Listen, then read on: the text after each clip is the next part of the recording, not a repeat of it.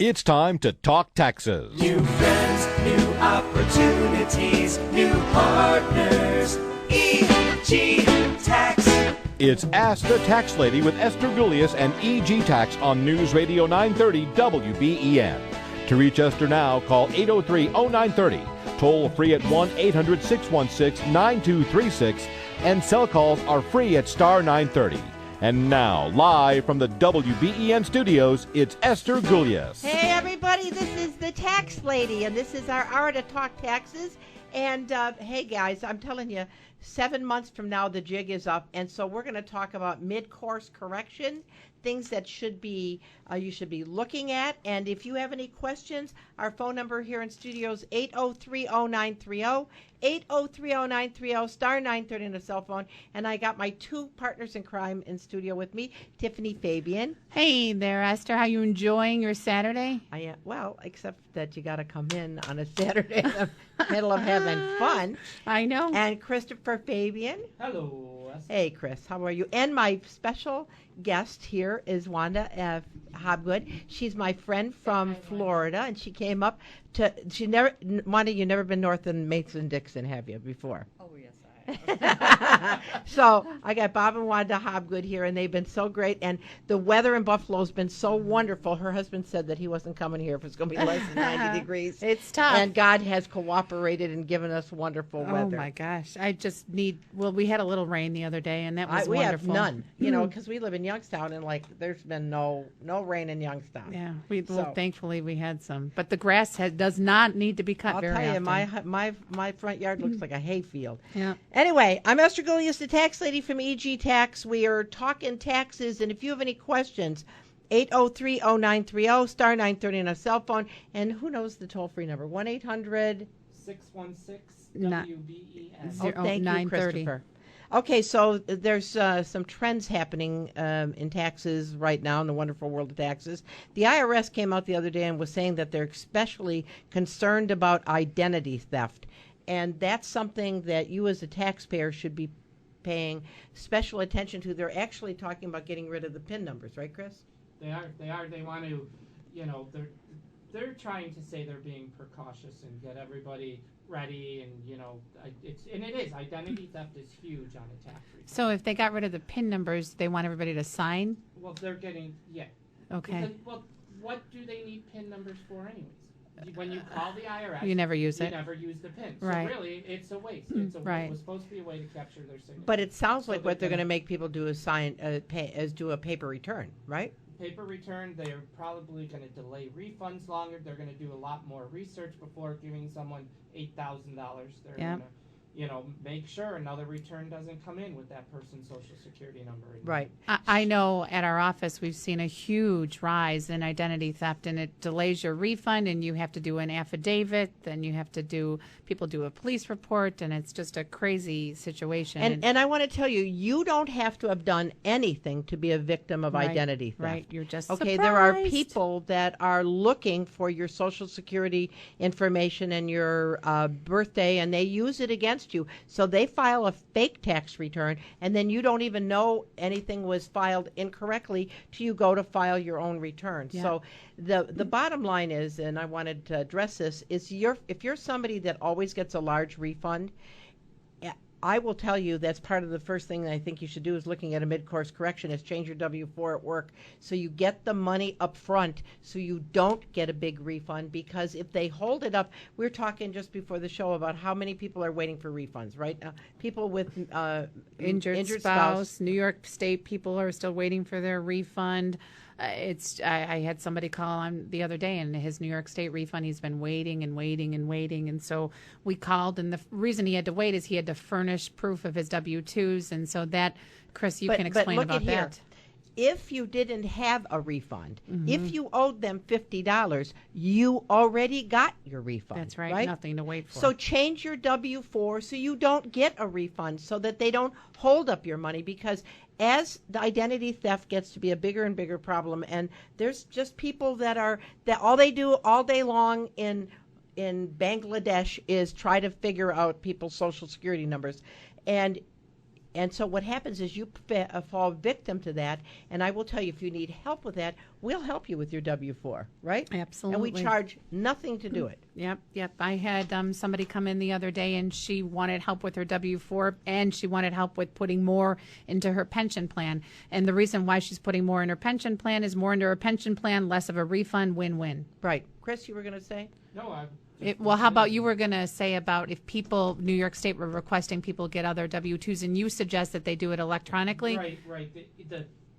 Because if you fax or send it in like they say you can, it takes them 30 days to acknowledge receipt of that. Of the W-2. Of the W-2.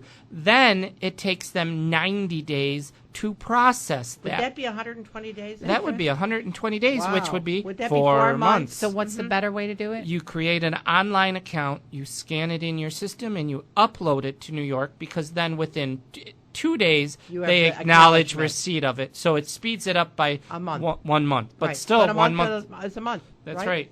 But here's the thing.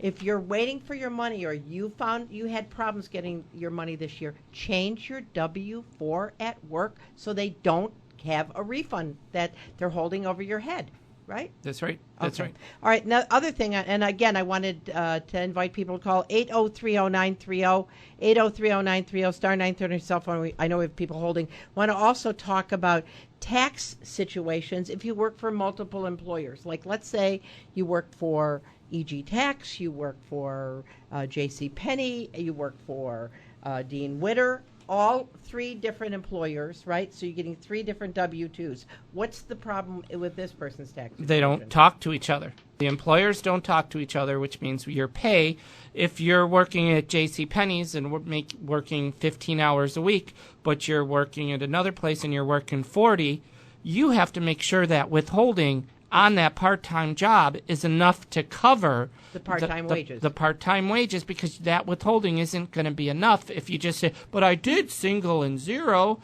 but your withholding may be zero. Right. So here's the thing. Let's say that your other income is $100,000 and you have a part-time job at J.C. Penney making $6,000. Well, at the withholding charts, it's going to look like they should withhold nothing on the $6,000. But if you're in the 25% bracket, that means that you're going to owe them $1,500. And so if they take nothing else, it's going to affect your tax return at the end of the year. So that's something else we wanted to bring up to people's attention. Yeah. Again, we have a half a year left before the end of the year, so we want to make sure we get you straightened out before it's too late. And then not to mention, if you are a high income earner and you have Social Security withheld at more than one employee, at the end of the year, you might be able to recoup and get an excess Social Security on Refund. the refund on Right. page 2 at the bottom of the 1040. Right. All right, let's go to the phones, and we're going to talk to Ed in Depew. Hey, Ed, how can we help you? Well, I have a Treasury Direct account, and I have some I-bonds in it, Okay, and they're payable on death to my wife. okay.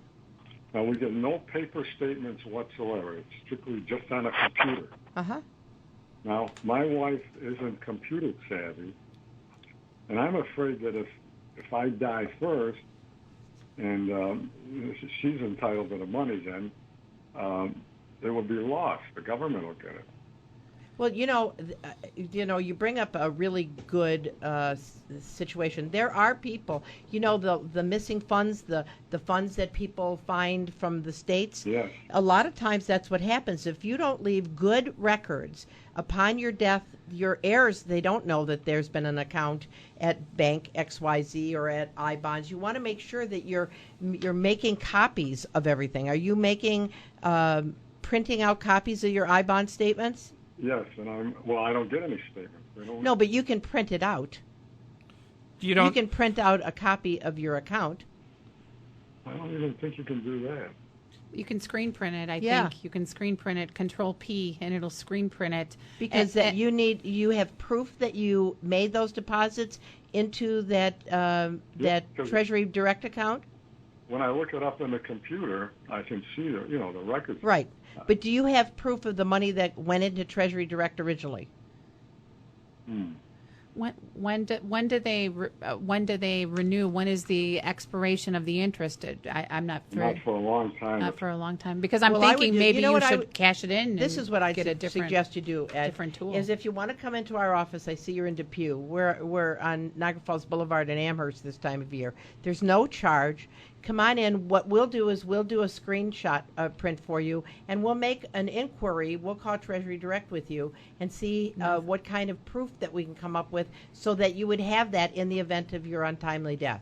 And it would cost nothing, Nothing. for you to come There's in. no charge. Okay. I informed my sons and I told them how to access it and everything. But again, you need those numbers. You got to make sure you have those numbers. Account So numbers. what Chris is telling you to do the screenshot is a great idea.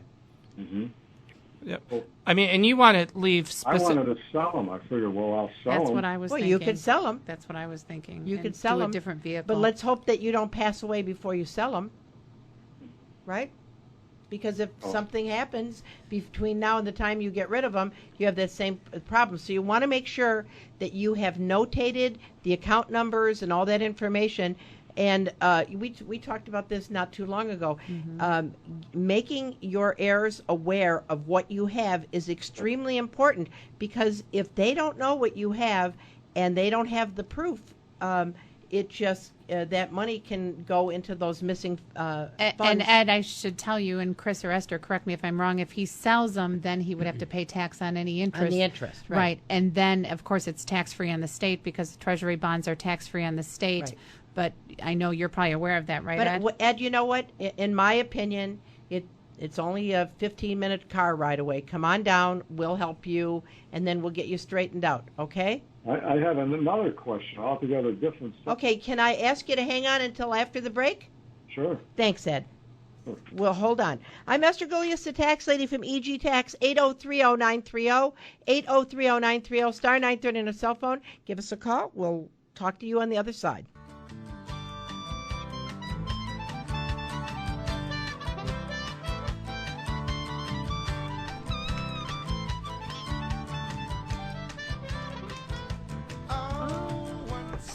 Matt, All right, you I'm do Esther good. Gulius, the tax lady from EG Tax, 8030930, 8030930, star 930 on the cell phone. We are talking taxes and anything tax-related, money-related. Give us a call. We sure want to help you. We're going to go back to the phone. You want to say something, Tip? Oh, I was just going to say, Matt's our new producer, and he's doing a great job. That's right. Hey, Matt. We got Thank Ed. you. I said we can grow old together, or in my case, older. Hey, Ed. Okay, how can we help you? My second question is, I became a Florida resident. A resident. Yep. Now, how does New York State monitor the length of time? That you're a resident versus a non-resident? You have to stay in New York State less than 180 days or whatever it is. Okay, so number one, there's a lot of, obviously the state of New York would love you to stay a resident, okay?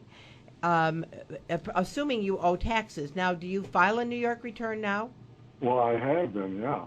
Okay, so you have to, in the event they challenge you and they say, Ed, we really don't think you're a Florida resident, we think you're a New York resident, they would look at things like which state you had a closer relationship to.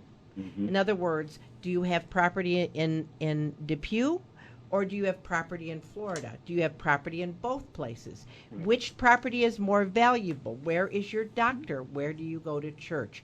Where do you bank at? Driver's license. Right. Where's your driver's license? Where's your voter's registration card? Where's your car insurance? All those things. So your intent, if your intent is to be a Florida resident, it's okay that you come to another state, okay, to visit. But if it's really that you're really a New York resident, say masquerading as a Florida resident, then they could challenge you. So you want to make sure that you keep good records of where you live, where your accounts are, and make an effort to get tied closer to Florida than New York State. And Ed, I have a lot of clients who have made the transition to Florida, and Chris and Esther, correct me if I'm wrong, but a lot of them for the first year, like 2016, you'll have to do a part year New York, part year Florida, Right. and then 17, you'll slip into just a Florida return, which of course doesn't pay any taxes. Right, which should save you everything. Does So, that make a lot of do sense? you have property in New York, Ed? Yes. Do you have property in Florida? Yes. Which property is worth more? Probably Florida. Where do you spend the preponderance of your time? Well, we're going to have to spend more than Florida. 2 months in Florida. Do you have? Where do you vote? Well, we got Florida voter registration. All right. Your driver's license Florida. and your car insurance. Well, the one that we use take to Florida is insured in Florida.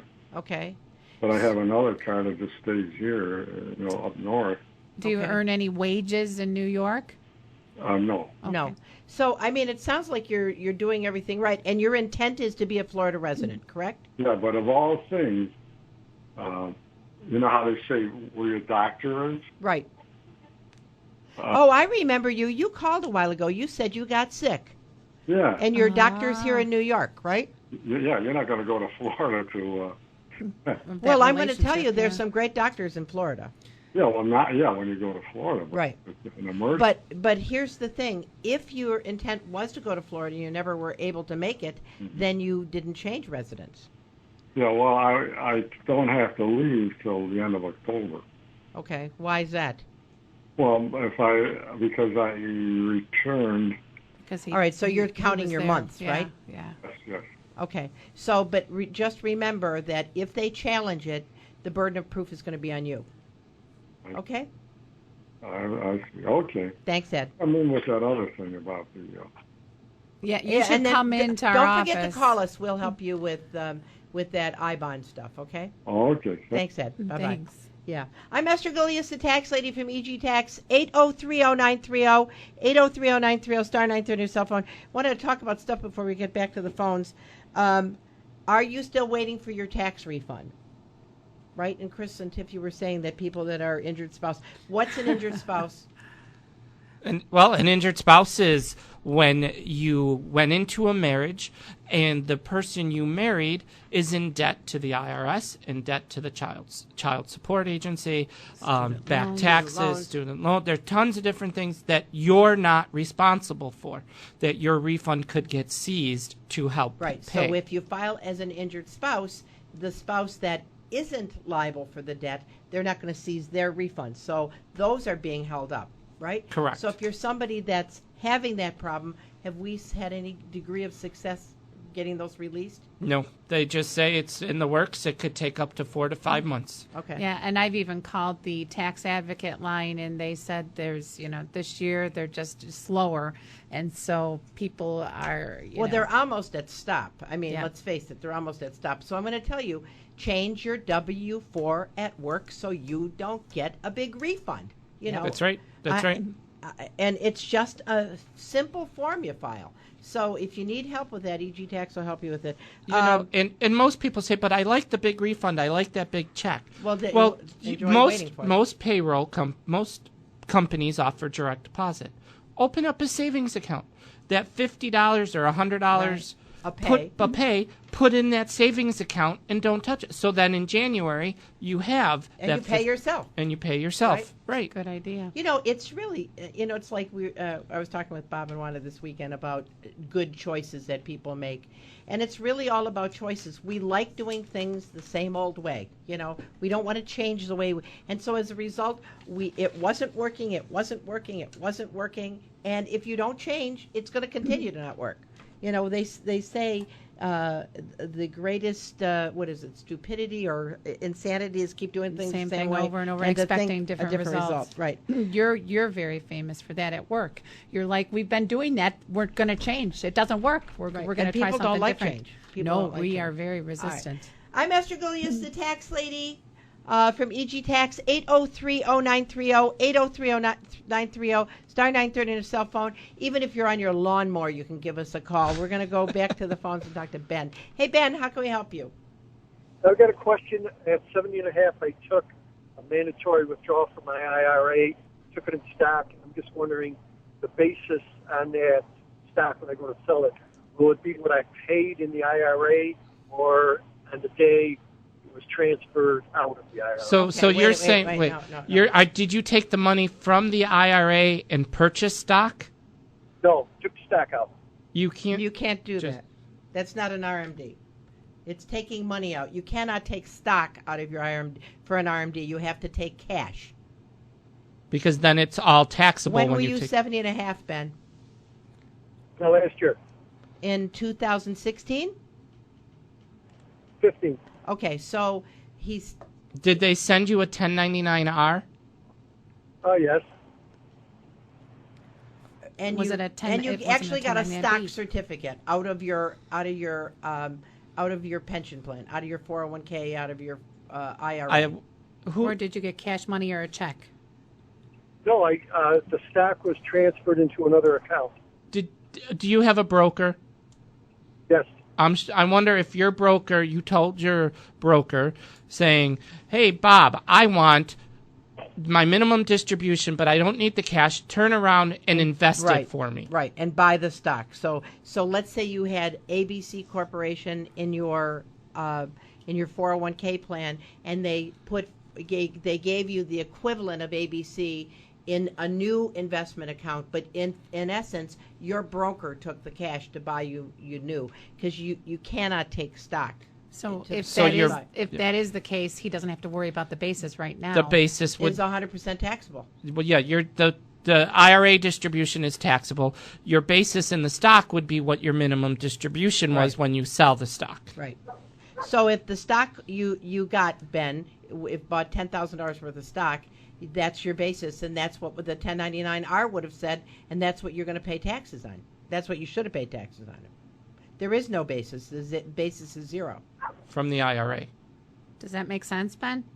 No, it makes sense. I guess I didn't realize that you cannot take your RMD. So he should get clarification. No, if you call us, we'll three-way your broker, and I'm sure what Chris is saying happened, because you cannot just withdraw stock, and it had to be a cash transaction. And then the basis, since it was tax deductible when you put it in, is going to be fully taxable when you take it out, which you said you got a 1099-R. Well, I mean, I'd have to go back and look if I got the 1099. Because if you didn't get a 1099-R, then you didn't do the RMD, and so then we have another conversation. You know what I mean? I'm going to say I got a 1099-R in respect to a withdrawal. Well, that's right. what it would have been. So your broker withdrew the money, so we'll say $5,000. Instead of writing you a check for $5,000, he bought the same stock that was inside your IRA. So now you have the IRA with that broker, and you have a stock account with that broker. Okay? Well, I'm going to say okay. All right, hang on for a second, Ben. We got a break for news. I'm Esther Gulius, the tax lady. See you on the other side. Now that's kind of my song. Had $1 million. If you had $1 million, the IRS would be at your door, right? Now, if you got $1 million, we want to help you keep $1 million. So I'm Esther Gulius, the tax lady from EG Tax, with Tiffany Fabian, Christopher Fabian, Wanda Hobgood from South Carolina, out of Florida, who's my special guest, my friend. Okay, and we're going to go back to the phones and talk to Mr. Ben. Hey, Ben. Yeah. Thanks for waiting. What was the other question, or the clarification? No, I think you cleared it up for me. I think my problem is I can't. I have a self-directed IRA. Okay. With Merrill Edge. Okay. And communicating with the person is difficult. I can't say that I told them that this is the mandatory withdrawal that I'm doing. I can't say I did or I didn't. I'm not positive. Okay, so at the time, on December 31st of 2015, when they looked at the fair market value of your portfolio and your self-directed IRA, did they not give you the correct amount as your RMD for that year? Well, or did you tell them what to do? Oh, they did give the corrected amount. What I did, I took the RMD and I also at the same time converted some of that IRA into a Roth. So I actually made a bigger withdrawal than just the RMD. If you converted it to a Roth, you have to pay taxes on it. Right. I think you would call the broker, in my opinion, to make sure. Well, I don't mean to step on your toes, Tiff, but maybe, Ben, what you should do is come in to see us. There's no charge. Bring in that 1099-R form, because the 1099-R might just be for the distribution on the conversion from the traditional to the Roth. If I'm not mistaken, Could be.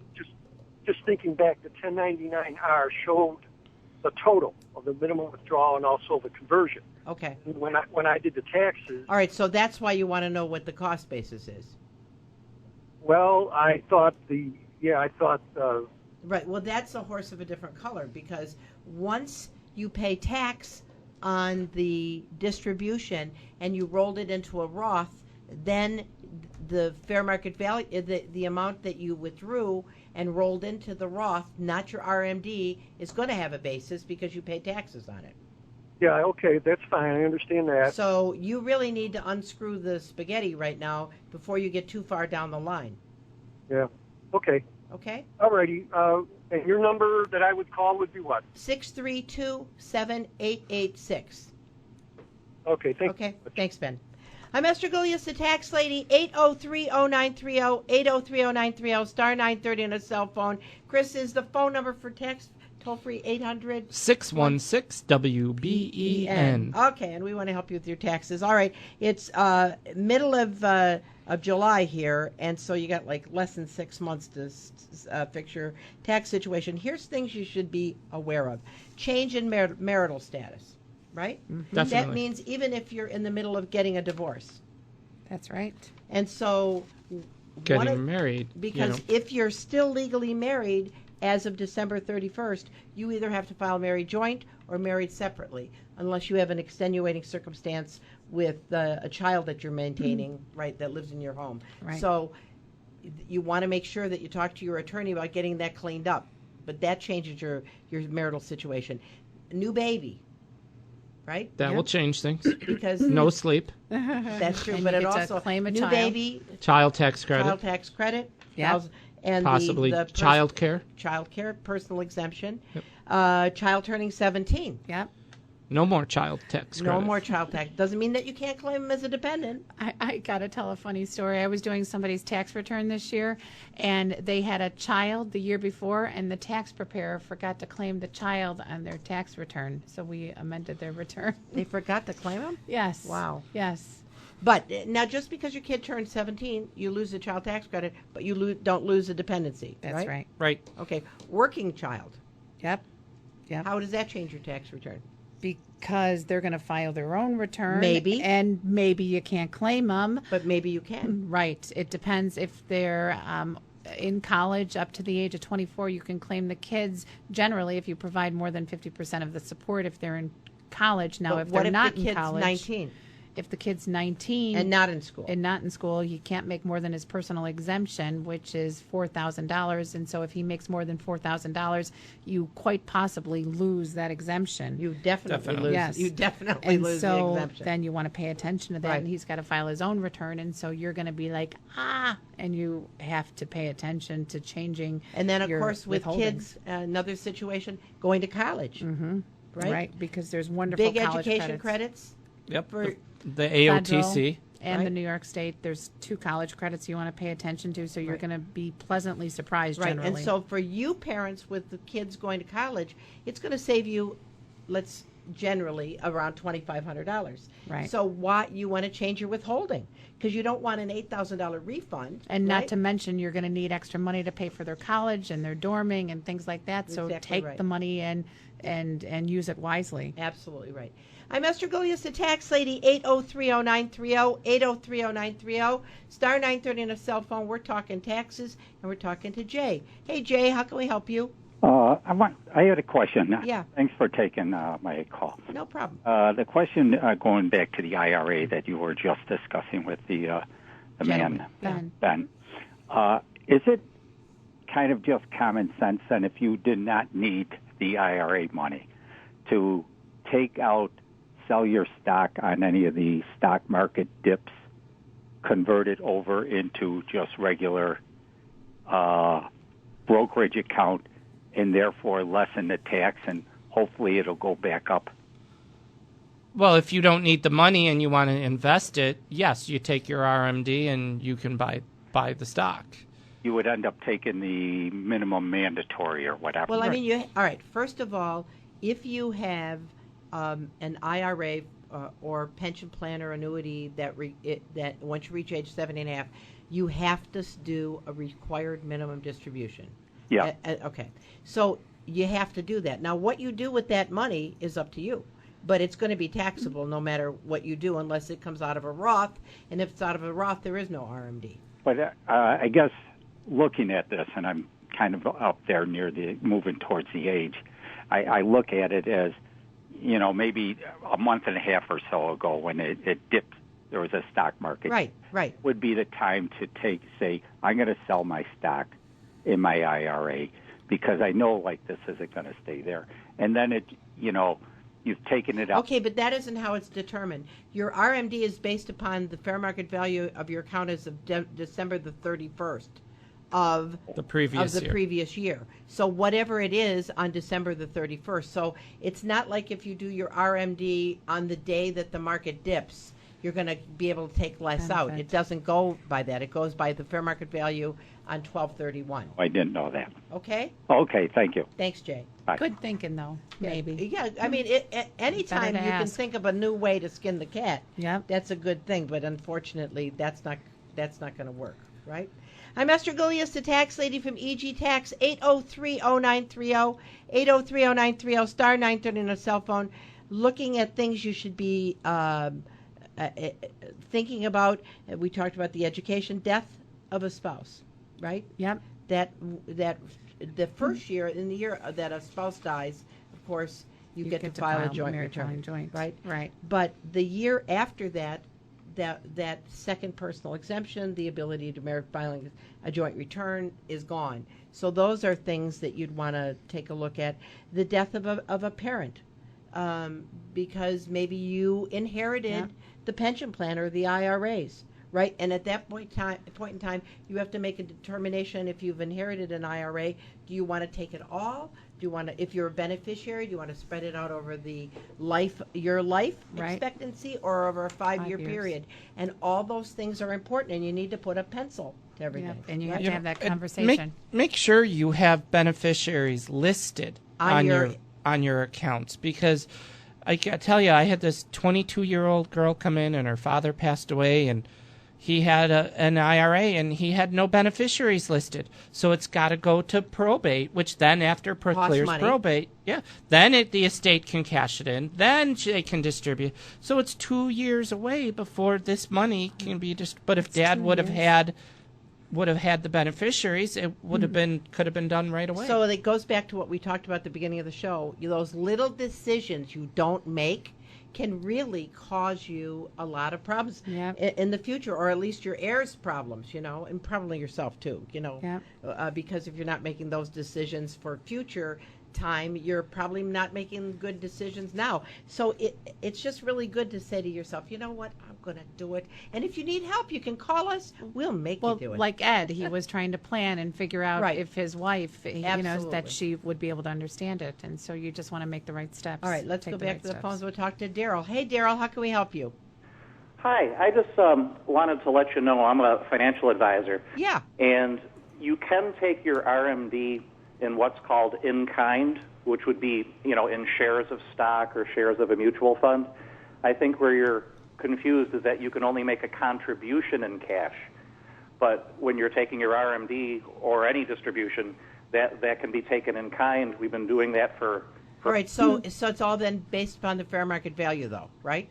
At the time of the stock. Something to ask you, Daryl. Jay wanted to sell part of his IRA at a certain particular time. Did Esther answer that right? No, that's a different thing. All right, so it was my understanding that you had to take the cash. Maybe it's because that's what it's determined at for the 1099-R, but it has to be based upon the fair market value at the date of the distribution, right? Exactly, right. But it doesn't have to be taken in cash. It can be taken in stock. Okay, that's great. I really appreciate that. Okay, thank you. Thank you, Daryl. Bye-bye. Everything I had ever learned is you had to take it in cash. So well, in essence, you are. Is, right. You're selling and you're buying. Right. So, well, not really, because he's saying that you're taking it in kind. Right. So, but it's still cash to cash. Right. Or fair market value. Yes. It's not, the basis is what the minimum distribution was. Okay, I'm Esther Gulias, the tax lady from EG Tax, 8030930, 8030930, star 930 on the cell phone. We're going to take a short break, and we'll see you on the other side.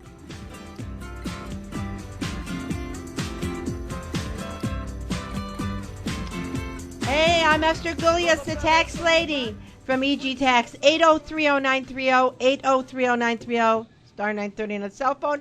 Okay, we're talking about life events that impact your tax situation. Chris was talking about putting beneficiaries on your accounts. Really important, especially if you are looking for the FDIC coverage. You want to make sure that you have each of your accounts up to $250,000 should be different, so each one is covered under FDIC. And I know we had Jeff Katz on a couple weeks ago.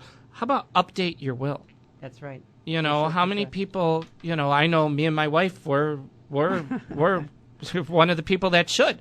I mean, we were getting ready. Oh my God, you guys don't have a will. We have a will, but it's very old, and so we were looking for papers because we're closing on our house. Yeah. And so we have to update our will. All right. Other things, if you purchased a home, sold a home, right? Sales taxes, which are deductible. If you did investments, keeping track of your cost basis, change jobs. Right. That's another thing, right? If you have a small business or a business, all those things are important. Are you keeping track of your expenses properly? Have you had anybody take a look at the type of business you have? Like, for instance, if you're a C Corp, maybe you should be an S Corp. Yep. If you move for a job, there was a caller at the office the other day, and her son got a new job as a correction officer, and there were all these expenses tied to the new job, and so just pay attention to that. Right, because all those things you should pay attention to. Okay, let's go back to the phones. We got Meg in Amherst. Hey, Meg.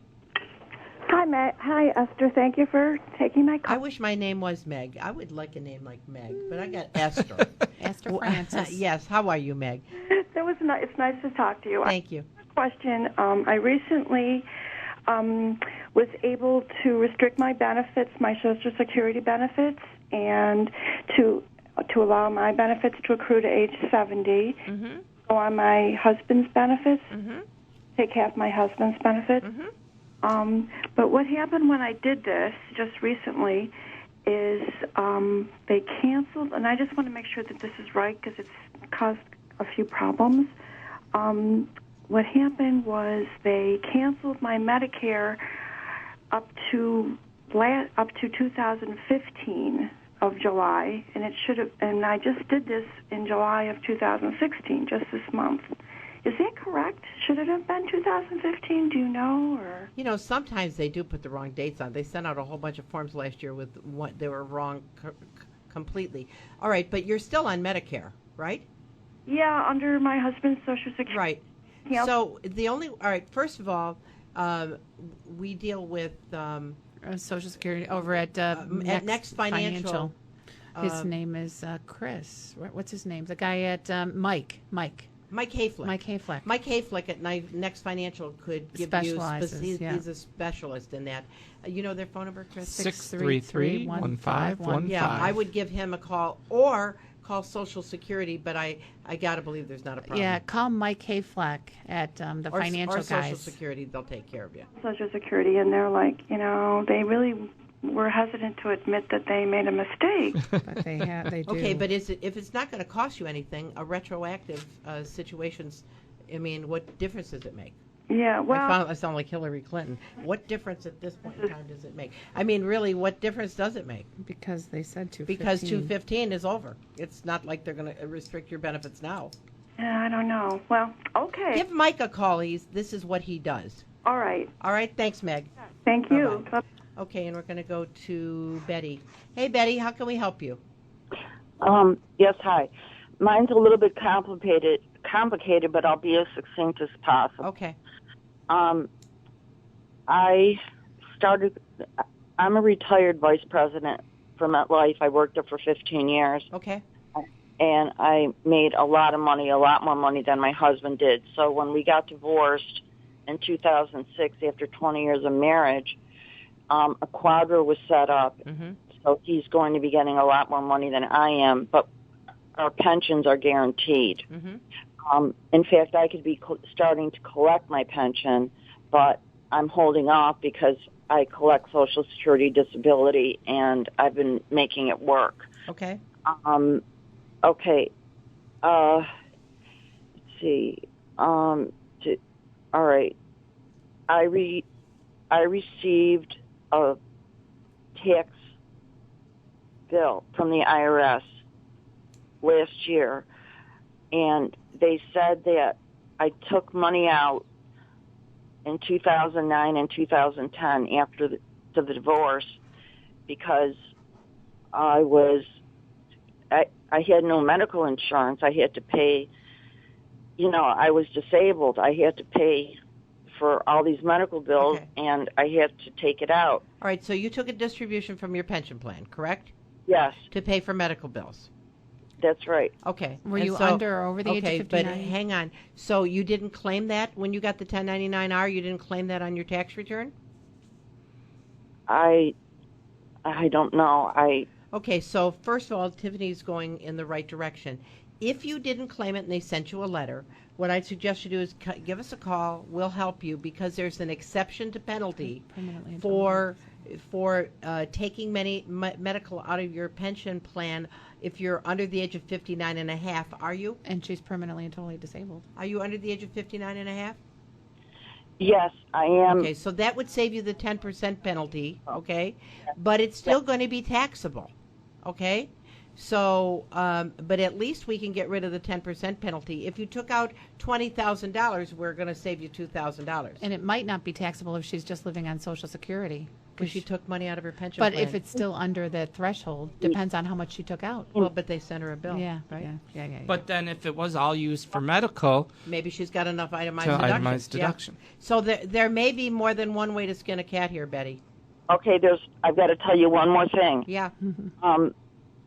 I fell and seriously hurt my back, and I never had a lawyer in my entire life, but I did get a lawyer this time because I needed a walker. I had Meals on Wheels come to my home. I couldn't go anywhere. And